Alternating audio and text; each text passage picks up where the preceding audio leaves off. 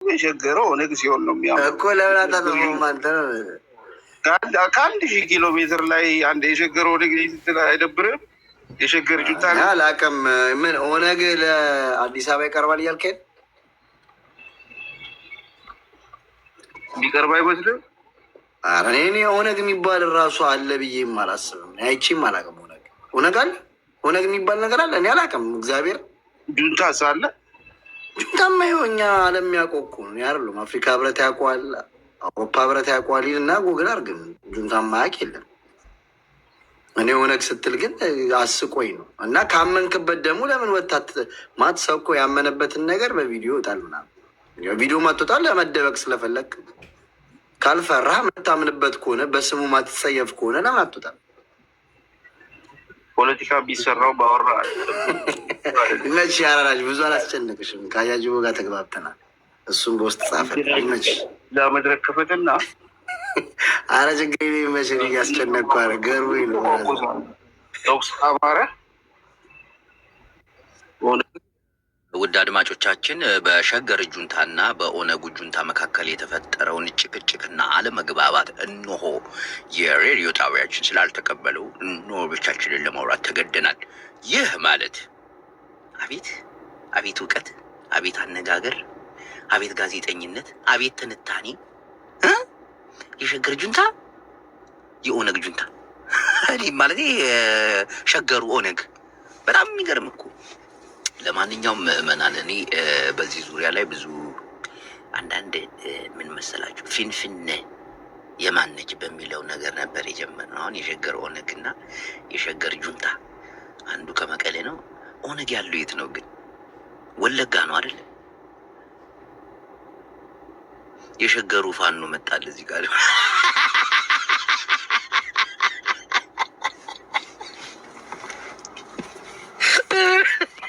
ምድረ ደነዝ ሌልና አንቺ ትሻኛለሽ ማሪ። አንቺ ነሽ የአብይ አህመድ ፖለቲካ በአፍ በአፍንጫሽ ወስደሽ እዚህ የምታስነጥሻቸው።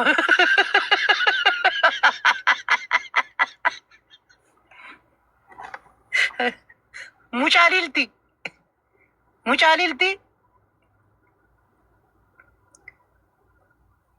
ጸጣለች። ሌሊና አልሰማ አሁን ትሰሚያለሽ የኔ ቆንጆ።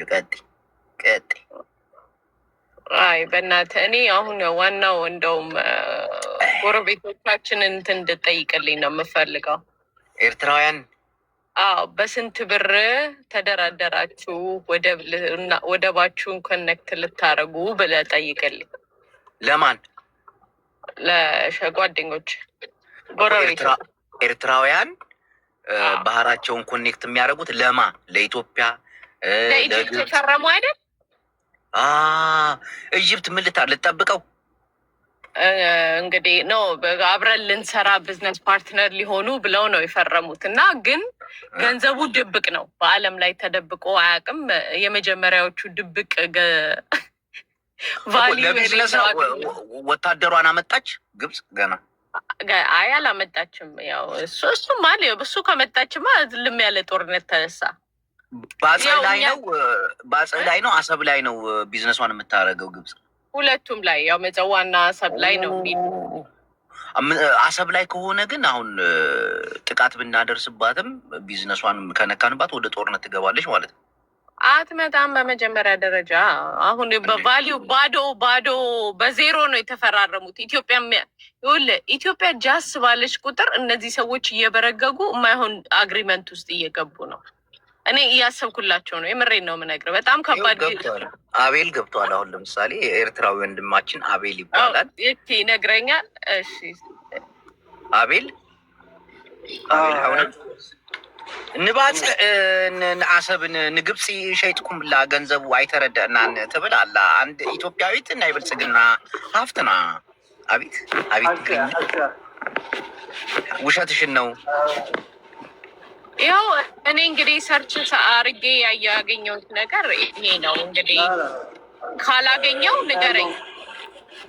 كانوا مشكلة نحن ኢትዮጵያ ወልሓት የብልና እንጂ ኣነ ነቲ መንግስቲ ዝኾነ ስርዓት ኢትዮጵያ ማለት ግን ብሓፈሻ ኢትዮጵያ ድምፅ ተውጧል ወንድሜ። ስራ ላይ ነህ እንዴ? አዎ ስራ ላይ። ኦኬ አስተካክለ ድምፅን ታወራለህ። ችግር የለም ሌላ ሰው አስገባ። እሷ ግን አሁን ድምፅ ይሰማል። አሁን ከቻልክ አውራ። አይ ስራ ላይ ስለሆንኩ እኮ ነው። ይኸው እንግዲህ the deal value of Egypt and ኤርትራ ሲባል is not showing ይላል። እንግዲህ እናንተ ያያችሁት ነገር ካለ አሳዩኝ። ውሸቴን አይደለም። በዜሮ የሚደራደር ሻዕቢያ ብቻ ስላየው ነው። ግራ ገብቶኝ ነው።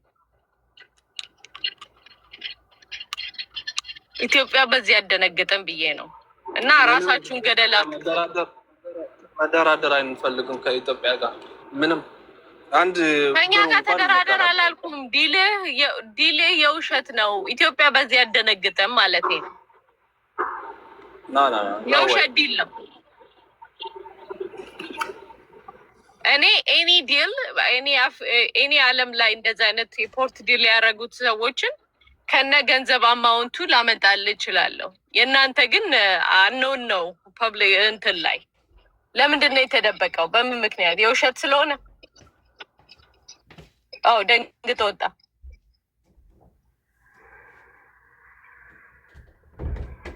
አያጅቦ አዎ ሌላ ሰው አለ እንዴ? ቀጥል። ዲሉ እኮ የተደረገው የውስጣዊ ኢኮኖሚ እንትን ለማድረግ ነው እንጂ መልስላ። እሱ ደግሞ ለኢትዮጵያ ደግሞ የሚመለከት አይደለም። ብሩ ለኤርትራ ነው እንጂ የሚመለከተው ለኢትዮጵያ ምን ይመለከታል? ለዓለም ስ የሚመለከተው ለኢትዮጵያ እንዴ?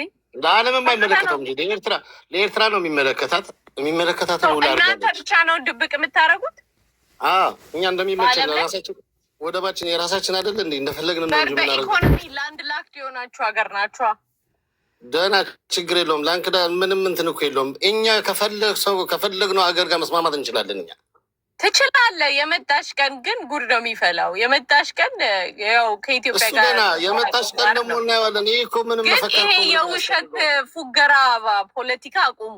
ዘንድሮ በ2026 ነው እና የፉገራ ፖለቲካ አቁሙ። ልዕልና ምን አገባሽ ስለኛ? ግን አንድ ነገር ልንገርሽ፣ ስለ ሀገር ልዕልና ያገባኛል። ኢጅፕትን ከነክትድ አድርገህ በሬ ድረስ ይዘህ ከመጣ ከፈለግን ኢጅፕትንም አይደለም የፈለግነውን ብናስገባ ምን አገባችሁ?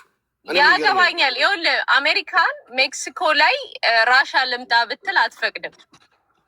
እኔም አንተ በር ላይ ኢጅፕት እመጣለሁ ብትል አልፈቅድም።